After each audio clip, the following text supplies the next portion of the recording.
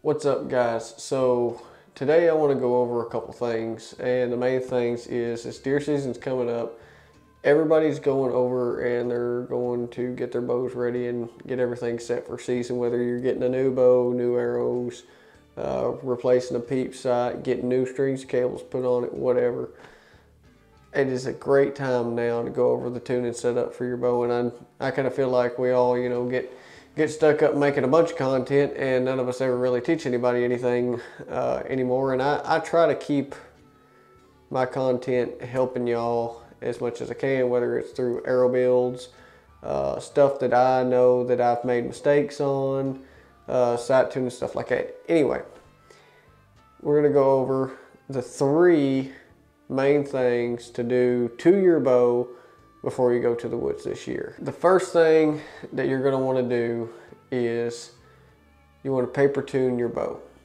Now, here's the thing about paper tuning. I think a lot of people, and I know myself specifically, I get too caught up in paper tuning, and don't do that. Don't spend 2 hours, 3 hours trying to paper tune your bow. Your paper tune is just a starting point.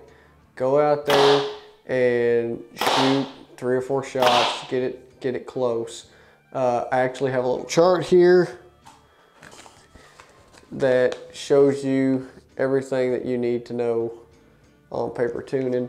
So you have a high left tear here. You can see where your veins come in here, and then your point is down here. To read your paper tear, now a lot of people know how to read a paper tear, but for those that don't know how to read a paper tear, or that haven't really paper tuned that much, or are beginners, you're always going to read your tear for whichever way your fletchings are. So when you see your fletchings coming up like that, see how that's a high left tear, it's coming out to the left hand side, and that's a high right tear, the fletchings are coming out to the right hand side, and your point entered into the left. And then you have your high tear, you have your low tear, obviously you got a bullet hole, you have a slight right tear, and you have a slight left tear. Now, whenever you go to paper tune this, whenever you paper tune your bow, and again, this is for the beginners and people that really haven't done it all that much. If you have, just bear with me. Whenever you paper tune this, depending on how much of a tear you have, is if you're going to move your rest, or if you're going to shim your cams or move the top hat on your cams. If you've never done it before and you have to shim your cam or move the top hat on your cam, please take it over to your bow shop and let them do it. Don't try to do it yourself. If you don't have a bow press, and you haven't messed with a bow press before, or done any bow mechanic in a bow press before, don't do it. Take it to your bow shop. But if you're a slight tear like here, just beside it, a little bit past, just beside here, a little bit past, you can move your rest to fix your paper tear. Okay, so if you have a slight right tear like this, basically you're going to follow whichever way your point is. So if your fletchings are to the right, but your point entered into the left, you're going to move your rest to the left. If you have a slight left tear and your fletchings are to the left and your point's to the right, you're going to move your rest to the right to bring your arrow back in center alignment with your point and shoot a bullet hole. Next, after you get your paper tear generally close, for a left-handed shooter, it would be a little bit of a high right tear, and for a right-handed shooter, you're going to end up being probably close to a little bit of a high left tear. And that just means you're getting good clearance out of the bow. Once you start tuning and going back at further distances and shooting, you'll notice that every bow ends up liking a little bit knock high. But once you get done doing your paper tuning, what you're going to end up doing is going back and doing a walk back tune. Now, everybody knows what a walk back tune, but if it's your first time and you don't know what it is, what you're going to do is you're going to go up to a target and you're going to sight in to 20 yards. Now, when you sight in 20 yards, Levi Morgan actually gave me this tip a long time ago. If you ever went back and watched any of his older videos, I caught this off of him. I stopped shooting at dots at 20 yards to sight my bow in. What I actually started doing was I got a level, and I put a level up. Actually, I think I got one. But anyway, we'll use this little level here. But I put a level up, and I got a pin, and I got a bubble, and a little bubble level, and I went through, we use this as a reference, and I marked a straight line horizontal, and I marked a straight line vertical, basically a T. And the first thing that I done was got my left and rights with my vertical line, and when I grouped around the line that I drew, I knew that I was good. Then I went for my up and down, since I got a mover sight, and I set my 20 yards. You can do the same thing with fixed pin, but on the vertical line, that's where I got my height at for my 20 yards. When I started grouping and around that tight grouping around that line, then I knew my 20 yards was on. So I stopped shooting away from dots and just started shooting at lines like that, and it really helped my left and rights out there at further distances. I didn't have to move a couple clicks over, you know, like I used to aiming at dots. But anyway, once you get it sighted in 20 yards, you're gonna go up, shoot an arrow at 20 yards. You're gonna get a weight and a string, preferably a piece of paracord works good, orange, red, something that you can see, something that's a different contrast than what your target is, that you can see out at further distances. If you have to use a little bit bigger rope, then that's fine too, as long as you're grouping around it pretty good. But you're gonna get that rope, you're gonna tie it on your arrow. You're gonna put it and hang a weight at the bottom of that. And then what it does is you're basically creating a plumb bob off your arrow that you just shot. Then you're gonna step back. If you did it at 20 yards, you're gonna step back to 40 or 50 yards. You're gonna aim at that string, and you're gonna let them arrows fall right in the center, right at that string. If you are grouping to the right of the string, move your rest left. If you're grouping to the left, move your rest right. Now keep in mind that you are at 40 and 50 yards if you are doing this. A very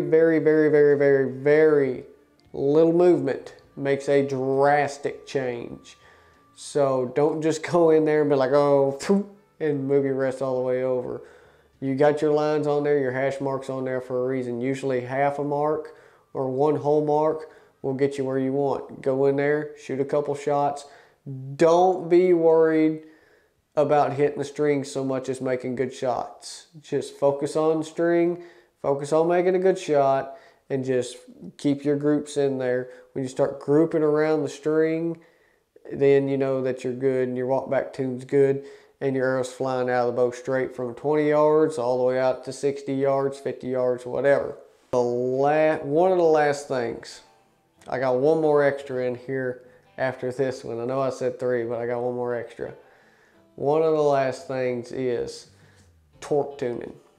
Now you hear competition archers talk about torque tuning, and if you don't know what it essentially is you're actually moving your rest in and out to find the perfect pivot point of that arrow, to whether if you turn your rest and torque your rest to the right or the left, that it's going to keep that arrow straight in the center of that rest, and it's not going to change the angle of impact on it.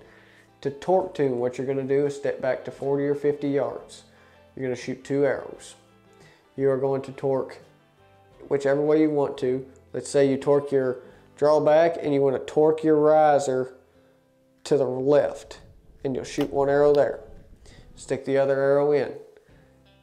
Torque your riser to the right, keeping your sight in line, perfectly haloed with your peep, putting your pin where you want it, executing a good shot. You'll shoot one with the bow torqued to the right.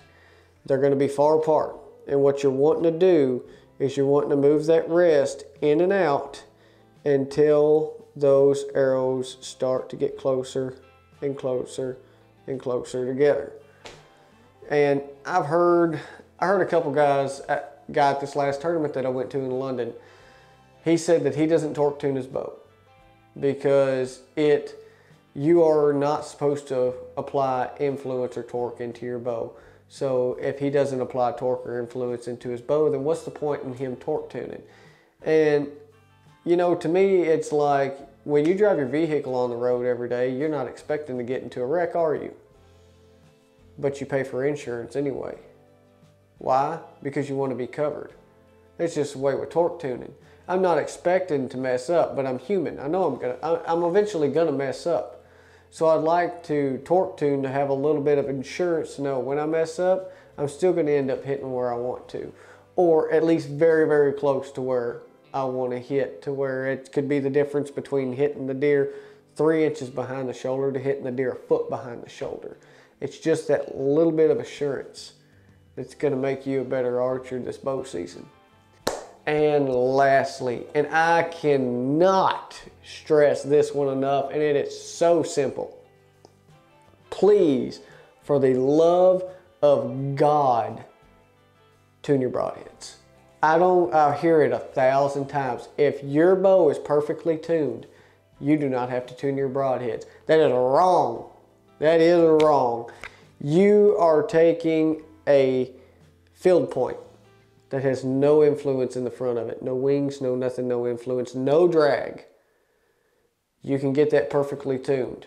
You think it is. You can get a field point shooting a perfect bullet hole and you think you are fine. You can slap a broadhead on there and you will shoot high, low, left, right. Why does that happen? Because you have blades, you have wings on the front. Wings create drag. Different types of broadhead shapes, different type of broadhead blades create different types of drag. It could be low drag, high drag, left, right drag. Always, please, always tune your broadheads.